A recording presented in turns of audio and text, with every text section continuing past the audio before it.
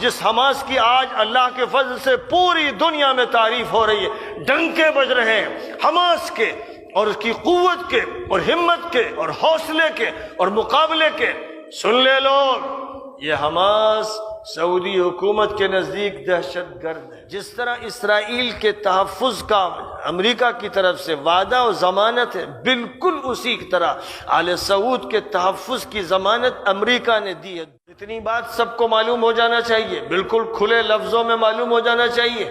کہ جہاں تک تعلق ہے سعودی حکومت کا، اس کا قیام برطانیہ کے سہارے کرایا گیا۔ جنگ عظیم اول کے بعد اس کا قیام برطانیہ کے تعاون سے ہوا ہے، جس کی بڑی تفصیلی کہانی عربی کتابوں میں بھی ہے، انگریزی کتابوں میں بھی ہے، میگزینز میں بھی ہے، خاص نمبروں میں بھی اس کی اشاعت کی گئی ہے۔ بڑا مواد ہے، نیٹ پر آپ جب چاہیں اس مواد کو حاصل کر لیں تو سینکڑوں نہیں ہزاروں صفحات آپ کے سامنے آ جائیں گے۔ اس کے بعد جنگ عظیم ثانی کا جو دور آیا، جب برطانیہ سمٹ گیا اور جہاں کبھی سورج غروب نہیں ہوتا تھا کہتے تھے وہاں سورج طلوع نہیں ہوتا، تو امریکہ کی سپر پاور سامنے آئی، اور اس کے بعد جنگ عظیم ثانی کے بعد سے سعودیہ کا پیکٹ امریکہ سے ہے، اور یہ پیکٹ بالکل اس طرح ہے جیسے اسرائیل سے ہے۔ یہ میں آپ کو گہری بات بتا رہا ہوں، جس طرح اسرائیل کے تحفظ کا امریکہ کی طرف سے وعدہ و ضمانت ہے، بالکل اسی طرح آل سعود کے تحفظ کی ضمانت امریکہ نے دی ہے۔ دونوں کے ساتھ وہ معاملہ ہے جو کسی ماں کے جڑواں بچوں کے ساتھ ہوتا ہے۔ ایک ماں جڑواں بچوں کو جس طرح دودھ پلاتی ہے اپنے پستان سے، ویسے ہی امریکہ اسرائیل اور آل سعود یعنی سعودی حکومت کے ساتھ بالکل ویسا ہی تعلق رکھتا ہے۔ اور جہاں تک تعلق ہے امارات کا، یہ جو مرکز ہے اس وقت کے چڑیلوں کا اور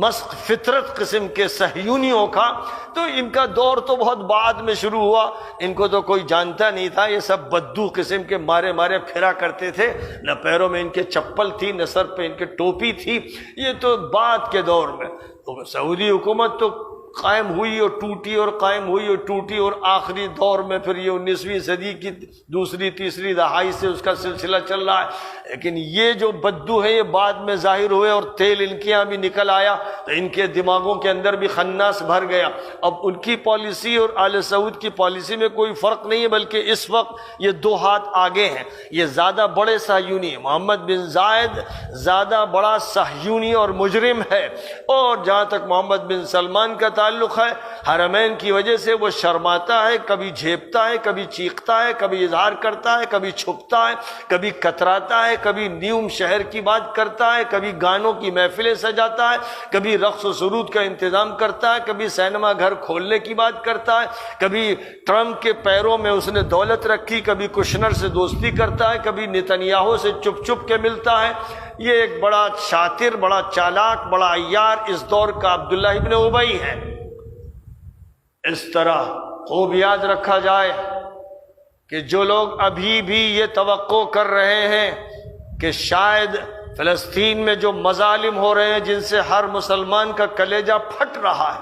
کوئی بھی صاحب غیرت، صاحب حمیت ایسا نہیں ہے جو تڑپتا نہ ہو، بلکتا نہ ہو، روتا نہ ہو، دعا نہ کرتا ہو۔ جو جس کے بس میں ہے اس کو کرنا چاہتا ہے۔ معلوم ہو جانا چاہیے کہ صہیونی عرب کی ایک اصطلاح ہے جو پورے عالم عربی میں معروف ہے، اور فلسطین کا بچہ اسے جانتا ہے۔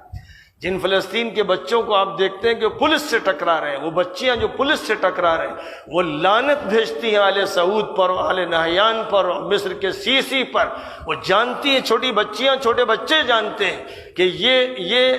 صہیونی ہے، زائنسٹ ہے۔ جیسے ایک طرف وہ اسرائیلی ہیں جو زائنسٹ ہیں اور وہی بدماشی کر رہے ہیں، جو صرف مذہبی یہودی ہیں وہ بدماشی نہیں کر رہے ہیں بلکہ وہ اس کے خلاف ہیں، وہ بھی ایک اچھی تعداد میں ہے اور دنیا کے مختلف خطوں میں ہے، اور اس کو پسند نہیں کرتے، ان کے نزدیک یہ حکومت ہی حرام حکومت ہے، وہ بھی یہودی ہیں۔ اور مذہب کی لڑائی ہماری اور ان کی نہ تھی نہ ہے۔ اسی طرح اس ملک میں ہماری لڑائی مذہب کی نہیں ہے، ظالم اور مظلوم کی لڑائی ہے، ظالم و مظلوم کی تقسیم ہر جگہ رہے گی۔ یہ باتیں ہیں جن کو جاننا چاہیے، جو نہیں جانتا اس کو مطالعہ گہرا کرنا چاہیے، وسیع کرنا چاہیے، معلومات حاصل کرنا چاہیے، اور یہ سب معلومات صحیح اور مستند ذرائع سے موجود ہیں۔ اور خاص طور پر جو اس طرح کے اینکر ہیں ان سے کہوں گا کہ جو سعودیہ کے بڑے علماء ہیں اور جو مجبوراً ملک سے باہر ہیں، جیسے علامہ سعد الفقیہ اور علامہ محمد المسعری، ان کی تحریریں پڑھیں،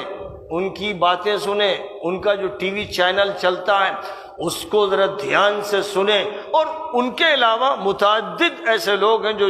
سعودیہ سے فرار اختیار کر کے جرمنی میں پناہ گزین ہیں، فرانس میں پناہ گزین ہیں، وہ کینیڈا میں پناہ گزین ہیں یا برطانیہ میں پناہ گزین ہیں۔ جب ان کی تفصیلات لینا چاہیں گے تو سامنے آ جائیں گی، اور پھر کتابیں جلدوں کی جلدیں